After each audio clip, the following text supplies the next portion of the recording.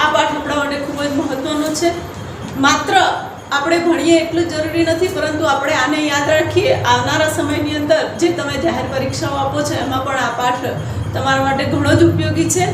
અગાઉ તમે પૃથ્વીના ગોળા વિશે અભ્યાસ કરી ગયા હશો. એ પૃથ્વીના ગોળાને લગતી આપણું ભારતનું સ્થાન, એનું કદ, એનો વિસ્તાર અને એની ભૂસ્તરીય રચના, એ બધી બાબતો વિશે આ પાઠની અંદર આપણે સમજીશું કે આપણા ભારતનું કદ ક્ષેત્રફળની દ્રષ્ટિએ કેટલું છે, ભારતની ભૂસ્તરીય રચના અને એનું ભૂપૃષ્ઠ કેવું છે. ભૂસ્તરીય રચના એટલે કે આ ભૂમિ ભાગ ઉપરની એની રચના અને ભારતનું ભૂપૃષ્ઠ કેટલું વિવિધતાવાળું છે એનો ભાગ 1 આપણે જોઈશું. ભાગ 1 પછી બીજા ભાગ પછીના પાઠમાં છે. તો 2 ભાગ અહીંયા પાડવામાં આવ્યા છે. પહેલાં જે આપણો સિલેબસ હતો એટલે કે પહેલાંના અભ્યાસક્રમમાં ભારતનું સ્થાન અને કદ આટલું જ પૂરતું હતું, એટલે કે આટલું જે પાઠમાં આપણે સમજવાનું હતું. પરંતુ જે અભ્યાસક્રમમાં બદલાવ આવ્યો છે તે પછી આના 2 ભાગ પાડી દેવામાં આવ્યા છે. આમાં ભારતનું સ્થાન, ભૂસ્તરીય રચના અને ભૂપૃષ્ઠ ભાગ 1 અને બીજા ભાગની અંદર આપણે એના વિવિધ ભાગો વિશે વિસ્તૃતમાં સમજીશું. તો પહેલાં આપણે અહીંયા આ પાઠની અંદર ભારતની ભૂસ્તરીય રચના અને ભૂપૃષ્ઠ વિશે સમજીએ. એ પહેલાં આપણે અગાઉ પણ સમજી ગયા છીએ કે આપણી ભારતની સંસ્કૃતિ એ ખૂબ જ પ્રાચીન સંસ્કૃતિ છે.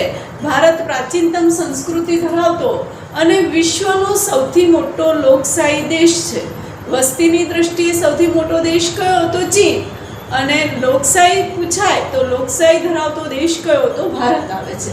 કારણ કે ભારતની અંદર વિશાળ માનવધન છે. એવું માનવધન ધરાવતો આ ભારત દેશે સમન્વયકારી સંસ્કૃતિનું નિર્માણ કર્યું છે. ભારતની અંદર સર્વધર્મ સમભાવની ભાવના જોવા મળે છે. કારણ કે આપણે અગાઉ જોઈ ગયા કે દરેક ધર્મને માન સન્માન આપવામાં આવ્યું છે. વિવિધ જાતિ જ્ઞાતિના લોકો રહે છે.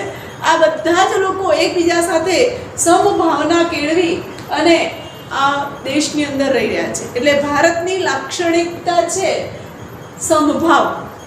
સર્વ ધર્મ પ્રત્યે એકતા દાખવવી અને દરેક પ્રત્યે સંભાવ કેળવવો એ ભારતનું એક આગવું લક્ષણ છે. ભારતની સંસ્કૃતિને સમન્વયકારી કહી, કેમ કે બધી જ સંસ્કૃતિઓનો સુમેળ છે. એટલે કે જે વિવિધ જાતિપાતિના લોકો આવ્યા છે અહીંયા, એ બધા જ લોકોની જે બાબતો હતી એ બધી જ બાબતોને આપણે સ્વીકારી છે. એને ક્યાંય આપણે અણગમો દાખવ્યો નથી. એટલે એક સમન્વયકારી સંસ્કૃતિનું અહીંયા નિર્માણ થયું છે. એવી આ ભારતીય સંસ્કૃતિ છે. આપણી ભારતીય સંસ્કૃતિ અજોડ સંસ્કૃતિ છે. આવી સંસ્કૃતિ તમને વિશ્વના કોઈ દેશમાં જોવા નહીં મળે.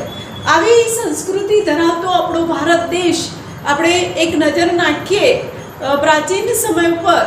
એ સમય પછી જ્યારે આપણે ગુલામ બન્યા અંગ્રેજોના, એ ગુલામીમાં ભારત દેશ કેટલો પછાત હતો.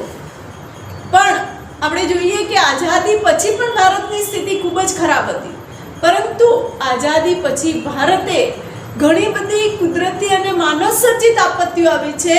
આ આપત્તિઓનો સામનો કરતાં કરતાં ભારતે સારી એવી પ્રગતિ સાધી છે અને એક પછી એક પ્રગતિના શિખરો સર કરતો ગયો છે. અને એમાં આ વિકાસ પણ એણે અવિરતપણે ચાલુ રાખ્યો છે. વિકાસ સાધતા સાધતા આપણી ભારતીય સંસ્કૃતિનું જે ઘડતર થયું છે, એ ઘડતરોની અંદર ભૌગોલિક પરિસ્થિતિ પણ એટલો જ મહત્વનો ભાગ ભજવે છે. એટલે કે ભૌગોલિક દ્રષ્ટિએ પણ જોવા જઈએ તો ભારતમાં ઘણી બધી વિવિધતાઓ જોવા મળે છે. તો આપણે આ થોડીક એની પ્રસ્તાવના વિશે જોયું. હવે વિદ્યાર્થી મિત્રો, આપણે પૃથ્વીનો જે ગોળો છે એ પૃથ્વીના ગોળા વિશે થોડીક સમજ મેળવીશું કે પૃથ્વીનો ગોળો શું છે. તમે એમ સમજો કે આ પૃથ્વીનો ગોળો આવ્યો ક્યાંથી? તો આ પૃથ્વીનો ગોળો છે એ ઈસવીસન પૂર્વેની 2જી સદીમાં શોધાયો છે. ઈસવીસન પૂર્વેની 2જી સદીમાં શોધાયેલો આ ગોળો, એના પર તમે જુઓ છો કે કેટલીક રેખાઓ તમને આડી ઊભી જોવા મળે છે. આ આડી ઊભી રેખાઓ છે એ રેખાઓ કંઈ દોરેલી રેખાઓ નથી, પણ એક કાલ્પનિક, માત્ર કલ્પના કરી શકીએ એવી રેખાઓ છે. તો આવી આ કાલ્પનિક રેખાઓ આપણને અહીંયા પૃથ્વીના ગોળામાં દેખાઈ રહી છે, જે તમે જોઈ રહ્યા છો. આ વિશે તમે 6થા ધોરણમાં પણ ભણી ગયા હશો. પૃથ્વીના ગોળાવાળો પાઠ તમને 6થા ધોરણમાં પણ આવે છે. તો હવે અહીંયા પૃથ્વીની જે રેખાઓ છે એ રેખાઓ ઉપરાંત એમાં બીજું તમને કંઈ નહીં જોવા મળે. માત્ર એક વચ્ચે બંનેની મધ્યમાં વચ્ચે એક 0 અંશ ઉપર તમને એક નાનું ટપકું દેખાયું. આ જે નાનું ટપકું દેખાયું એના ઉપર એક સીધી લીટી, એ સીધી લીટી છે એ 0 ડિગ્રી ઉપર સીધી લીટી એ શું છે? તો એ શું છે? વિષુવવૃત્ત છે. 0 ડિગ્રી ઉપર જે સીધી લીટી દોરવામાં આવી છે ગોળાની મધ્યમાં, એને આપણે શું કહીએ છીએ? વિષુવવૃત્ત એવું નામ આપવામાં આવ્યું. ઉત્તરથી દક્ષિણ જતી જે રેખાઓ છે એને આપણે શું કહીએ છીએ? રેખાંશ વૃત્તો.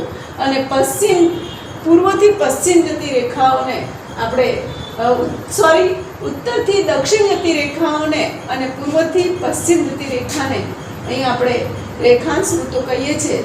હવે જે વિષુવવૃત્ત તમે જોઈ રહ્યા છો એ વિષુવવૃત્તથી ઉપરનો ભાગ છે એને શું કહેવાય છે? ઉત્તર ગોળાર્ધ. હવે અહીંયા જે પૃથ્વીના મધ્યમાંથી જે વૃત્ત પ્રસાર થયું એમને આપણે કહ્યું વિષુવવૃત્ત. અને ભારત દેશના મધ્યમાંથી જે વૃત્ત પસાર થાય છે એને શું કહેવાય છે? કર્કવૃત્ત. તો તે 23.5 અંશના ખૂણા ઉપર આવેલું છે. હવે આ બે ભાગમાં પૃથ્વીનો ગોળો વિભાજિત થઈ ગયો. ઉપરનો ભાગ ઉત્તર ગોળાર્ધ અને નીચેનો ભાગ દક્ષિણ ગોળાર્ધ, એ રીતે એને વિભાજિત કરવામાં આવ્યો. તો હવે આપણે ભારતનું સ્થાન ક્યાં? આપણો ભારત દેશ એમાં ક્યાં આવેલો છે? તો હવે આપણે ભારતનું સ્થાન, કદ અને વિસ્તાર વિશે સમજશું કે આપણા ભારતનું સ્થાન, કદ અને એનો વિસ્તાર ક્યાં છે. તો હવે આપણે ભારત દેશ વિશે સમજ મેળવીએ કે વિશ્વના નકશાની અંદર ભારત ક્યાં છે. તો વિશ્વના નકશાની અંદર ભારત દેશ એશિયા ખંડમાં આવેલો છે. જે તમને ખબર છે કે એશિયા ખંડમાં આવેલો ભારત દેશ ઉત્તર ગોળાર્ધમાં આવેલો છે. અને એશિયા ખંડના કયા ભાગમાં આવેલો છે? તો દક્ષિણ ભાગમાં. કયા ગોળાર્ધમાં આવેલો છે? તો ઉત્તર ગોળાર્ધમાં. કયા ખંડમાં આવેલો છે? તો એશિયા ખંડમાં. અને એશિયા ખંડના કયા ભાગમાં આવેલો છે? તો દક્ષિણ ભાગમાં આવેલો છે. હવે ભારતનો જે એશિયા ખંડમાં આવેલો ભારત દેશ છે એ ભારત દેશનો જે ભૂમિ ભાગ છે એ ભૂમિ ભાગનો વ્યાપ કઈ રીતે છે? તો એનો વ્યાપ 8.4 થી 37.6 8.4 થી 37.6 ઉત્તર અક્ષાંશ વૃત્ત પર 8.4 થી 37.6 ઉત્તર અક્ષાંશ વૃત્ત અને 68.7 થી 97.25 પૂર્વ રેખાંશ વૃત્ત વચ્ચે આવેલો છે. આ તમને ભારતના નકશાની અંદર ઊભી અને આડી અક્ષાંશ વૃત્ત અને રેખાંશ વૃત્ત દર્શાવેલા છે. તે જોઈને તમે સમજી શકો છો કે ઉત્તર અક્ષાંશ વૃત્ત કઈ રીતે છે અને પૂર્વ રેખાંશ વૃત્ત કઈ રીતે બતાવવામાં આવ્યું છે. હવે આપણે ભારતની વાત કરીએ કે ભારત દેશના પણ બે ભાગ પડે છે. ભારતને બે ભાગમાં વિભાજિત કઈ રીતે કરવામાં આવ્યો? તો એના મધ્યમાંથી જે વૃત્ત પસાર થાય છે એને આપણે કર્કવૃત્ત કહીએ છીએ. તો વિદ્યાર્થીઓ, તમારે નકશો પણ પૂછાય છે. નકશામાં પૂછાય છે કે કર્કવૃત્ત બતાવો. તો ભારતના નકશાની અંદર તમારે ભારતના મધ્યમાંથી પસાર થતું કર્કવૃત્ત બતાવવાનું છે. અને મધ્યમાં થોડુંક આમ સીધી લીટી નહીં દોરીએ, થોડીક વળાંકવાળી આમ લાઈન દોરી અને આપણે કર્કવૃત્ત ભારતના નકશામાંથી બતાવીશું. બે ભાગ પડ્યા જે વચ્ચેથી કર્કવૃત્ત પસાર થયું, જે 23.30 ઉત્તર અક્ષાંશ વૃત્ત પર આવેલ છે. બે ભાગ પડે છે એમાં ઉત્તર ભાગ પૂર્વ પશ્ચિમ દિશામાં ફેલાયેલો છે. જે ઉત્તર ભાગ છે એ કઈ રીતે ફેલાયેલો છે? પૂર્વ પશ્ચિમ. જે નકશામાં તમે જોઈ શકો છો કે પૂર્વ પશ્ચિમ ભાગ તરફ કઈ રીતે આપણો ભારત દેશ પૂર્વ અને પશ્ચિમમાં કઈ રીતે ફેલાયેલો છે. હવે આપણે જોઈએ કે ઉત્તરમાં તમે જોયું તો ઉત્તરમાં તમને શું જોવા મળે છે? વિશાળ મેદાની વિસ્તાર છે. કારણ કે ભારતનો નકશો તમે જોશો તો ભારતના 3 ભાગ એ પાણીથી ઘેરાયેલા છે. જેથી ભારત એ શું કહેવાય છે? દ્વિકલ્પ કહેવાય છે. જેની 3 બાજુ પાણી ઘેરાયેલું હોય એને દ્વિકલ્પ કહેવાય છે. તો ભારત દેશ દ્વિકલ્પીય છે કારણ કે એની 3 બાજુઓ પાણીથી ઘેરાયેલી છે. કઈ 3 બાજુઓ? તો પૂર્વ, પશ્ચિમ અને દક્ષિણ. ઉત્તરે વિશાળ મેદાની વિસ્તાર અને મેદાની વિસ્તાર ઉપરાંત વિશાળ હિમાલયની ગિરિમાળાઓ આવેલી છે. તો આવી વિશાળ હિમાલયની ગિરિમાળાઓ પણ અહીંયા પથરાયેલી છે. હવે ઉપરથી આપણે નીચે આવીએ તો ઉપરથી નીચે જોઈએ તો આખો તમને કેવો ભાગ દેખાશે, નકશામાં તમે જોશો તો તમને ખ્યાલ આવશે કે આખો ઊંધો ત્રિકોણ આકાર થઈ જાય છે. વચ્ચે પહોળો, નીચે જેમ જેમ આવતા જઈએ તેમ ભાગ કેવો બનતો જાય છે, સાંકડો બનતો જાય છે. એટલે એને શું કહેવાય છે, ઊંધો ત્રિકોણ આકાર જેવો એનો ભાગ ધરાવે છે. આવો આપણો આ ભાગ એ ભૂભાગ છે. ભૂભાગ એટલે કે પાણીથી ઘેરાયેલો ભાગ છે. હવે અહીંયા વચ્ચે દ્વિકલ્પીય ઉચ્ચ પ્રદેશો પણ આવેલા છે. વચ્ચેના ભાગમાં શું છે, દ્વિકલ્પીય ઉચ્ચ પ્રદેશો પણ આવેલા છે. અને જે આપણે આજુબાજુ જોઈએ છે એ આજુબાજુ જે પૂર્વ પશ્ચિમ ભાગ છે એમાં પૂર્વના ભાગમાં પૂર્વનું તટીય મેદાન અને પશ્ચિમ ભાગમાં પશ્ચિમનું તટીય મેદાન, જે ભારતના નકશામાં તમે અહીં જોઈ શકો છો કે પૂર્વ ભાગમાં પૂર્વનું તટીય મેદાન અને પશ્ચિમ ભાગમાં પશ્ચિમનું તટીય મેદાન. અને જે અંદર થોડાક ભાગમાં આપણે આવીએ તો પશ્ચિમ ભાગમાં પશ્ચિમ ઘાટ અને પૂર્વ બાજુમાં પૂર્વ ઘાટ આપણને જોવા મળે છે. તો આવું આ નીચેની આપણી પૂર્વ પશ્ચિમ અને દક્ષિણે જતા જઈએ તો દક્ષિણે હિન્દ મહાસાગર આવેલો છે. હવે દક્ષિણે આપણે જઈએ તો હિન્દ મહાસાગરે જ્યાં દક્ષિણે શું આવેલું છે, અહીંયા આપણે જોઈએ કે અક્ષાંશીય અને રેખાંશીય વ્યાપ સરખા છે. એવા સરખા વ્યાપમાં કાશ્મીરથી કન્યાકુમારી ઉત્તરે શું આવેલું છે, કાશ્મીર, અને નીચે શું આવેલું છે, કન્યાકુમારી. તો કન્યાકુમારીથી કાશ્મીર સુધી આપણો ભારતનો જે વ્યાપ છે એ કેટલો છે, ઉત્તરથી દક્ષિણ લંબાઈ કેટલી છે તો 3214 કિલોમીટર. હવે આપણે એ જ વ્યાપ જોઈએ પશ્ચિમથી. આ લાઈન પર તમને દોરેલી છે જે નકશામાં તમે જોઈ શકો છો, કાશ્મીરથી કન્યાકુમારી સુધીની. નીચે કન્યાકુમારી, દક્ષિણે અને ઉત્તરે કાશ્મીર. હવે આપણે જોઈએ પશ્ચિમે આપણું ગુજરાતને પણ વિશાળ દરિયા કિનારો મળ્યો છે. પશ્ચિમે ગુજરાતથી શરૂ કરી અને પૂર્વમાં અરુણાચલ પ્રદેશ સુધી આપણો ભારતનો વ્યાપ જે વિસ્તાર છે 2933 કિલોમીટર. આમાં તફાવત છે, આ વ્યાપ છે એનું પ્રમાણ વધારે છે અને પૂર્વ પશ્ચિમ વ્યાપનું પ્રમાણ કેવું છે, થોડું ઓછું છે. તો અહીં આપણે આપણા ભારત દેશનું આ જે નકશા વિશે જોયું અને એના પૂર્વ પશ્ચિમ અને ઉત્તર દક્ષિણ વ્યાપ વિશે જોયું. હવે આગળ આપણે જોઈએ વિદ્યાર્થીઓ, તો આપણે અક્ષાંશીય અને રેખાંશીય જે વ્યાપ છે એ વ્યાપ વિશે જોયું. હવે આપણે સમજીએ કે આ રેખાંશીય જે વ્યાપ છે એ રેખાંશીય અને અક્ષાંશીય વ્યાપનો જે તફાવત છે તે તફાવતના કારણે જે પૂર્વ પશ્ચિમના સ્થળો છે એ સ્થળોના સ્થાનિક સમયમાં શું થાય છે, ફેરફાર થાય છે. કેમ ફેરફાર થાય છે કે એના તફાવતના કારણે. તો પૂર્વ પશ્ચિમે આવેલા જે દૂરના સ્થળો છે, જે રેખાંશીય વ્યાપ છે એ રેખાંશીય વ્યાપના કારણે પૂર્વ પશ્ચિમમાં જે દૂર સ્થળો આવેલા છે એ દૂર આવેલા સ્થળોના સ્થાનિક સમયમાં કેટલો તફાવત થાય છે, 2 કલાકનો તફાવત થાય છે. તો આપણે જે ગુજરાતથી અરુણાચલ પ્રદેશનો જે વ્યાપ આપણે જોયો છે એ વ્યાપમાં જ્યારે અરુણાચલ પ્રદેશમાં સૂર્યોદય થાય ત્યારે ગુજરાતમાં હજુ શું હોય, રાત્રિ બાકી હોય છે. કેમ કે જે રેખાંશીય વ્યાપનો તફાવત છે એ તફાવતના કારણે આ રાજ્યોની અંદર જે સમય છે એ સમયમાં પણ શું થયું, ફેરફાર થયો. એટલે જ્યારે અરુણાચલ પ્રદેશમાં સૂર્યોદય થઈ ગયો હશે ત્યારે આપણા ગુજરાતની અંદર હજુ સૂર્યોદય થયો હશે નહીં, હજુ રાત્રિ બાકી હશે. એટલે આ રેખાંશીય વૃત્તના કારણે શું થયા, એમાં તફાવત છે. હવે આપણો જે સ્થાનિક સમય નક્કી કરવામાં આવ્યો છે એ શેના ઉપરથી નક્કી થયો છે, જેના વિશે જોઈએ. આપણા ભારત દેશનો જે નકશો છે એ નકશો તમે અહીંયા જોઈ રહ્યા છો. એ નકશાની જે ઊભી તમને લાઈન જોવા મળે છે એ ઊભી લાઈનને શું કહેવાય છે, પ્રમાણ સમયરેખા. વિદ્યાર્થીઓ, આ પ્રમાણ સમયરેખા તમારે નકશામાં પણ પૂછાય છે. એટલે તમે અહીંયા બરાબર સમજી લેશો કે પ્રમાણ સમયરેખાને તમારે કઈ રીતે દોરવું. નકશાની અંદર કોઈ પણ સ્થાન દર્શાવવા માટે હંમેશા તમારે પેન્સિલનો જ ઉપયોગ કરવાનો. તો આ જે પ્રમાણ સમયરેખા છે એ 82.30 પૂર્વ રેખાંશ વૃત્ત પર આવેલી છે. તમારા નકશાની અંદર આ બતાવેલા છે આંકડા, એમાં 82.30 જે માપ આપવામાં આવ્યું છે ત્યાં આગળ આ પૂર્વ રેખાંશ વૃત્ત ઉપર ઊભી આપણે પ્રમાણ સમય રેખા દોરવાની છે.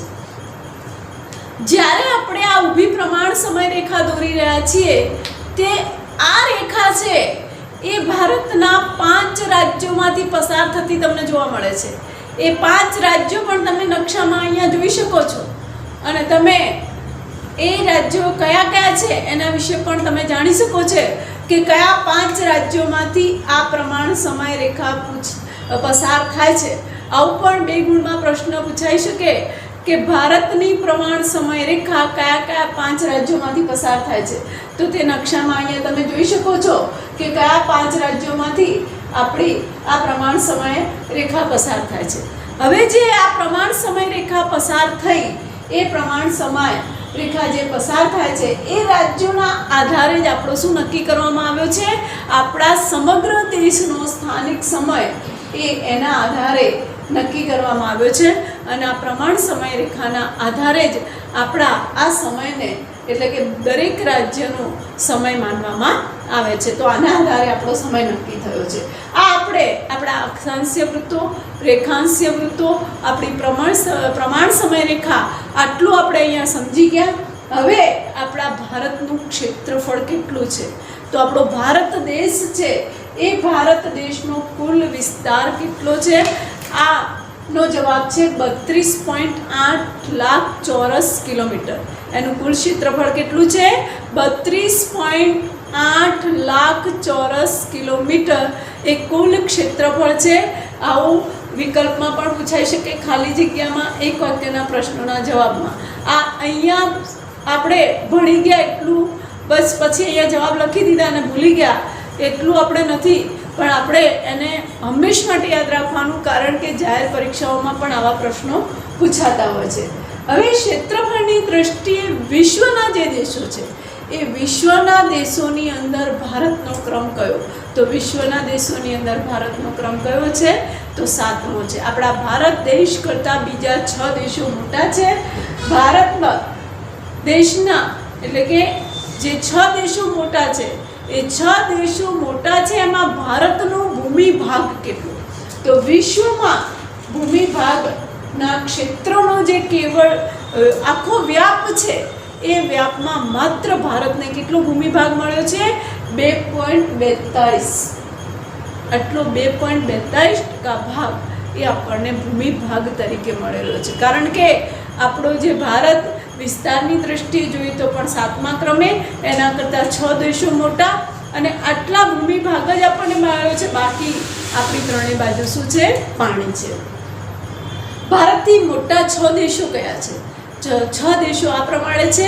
સૌથી પ્રથમ સ્થાન છે રશિયાનું, ત્યાર પછી કેનેડા, 3જા ક્રમે છે US, 4થા ક્રમે છે ચીન, 5જા ક્રમે છે બ્રાઝિલ અને 6ઠા ક્રમે છે ઓસ્ટ્રેલિયા છે.